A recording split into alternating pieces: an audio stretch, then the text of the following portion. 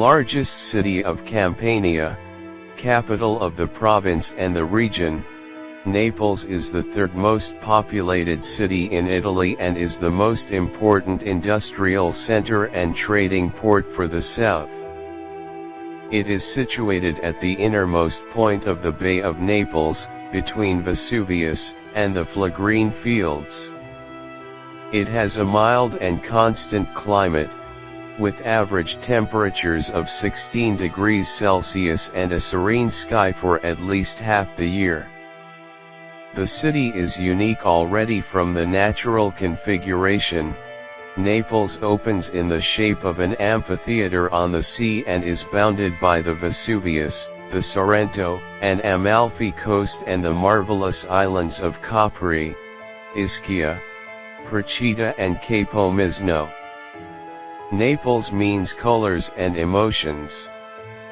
It's a city to which nature has given everything: a splendid gulf, a volcano close to the sea, wonderful light, a mild climate, lush vegetation. Naples is an outdoor museum. Since ancient times, the city of Partenope has been the cradle of several civilizations. Throughout its long history, Naples has been a capital of duchies, kingdoms, and empires.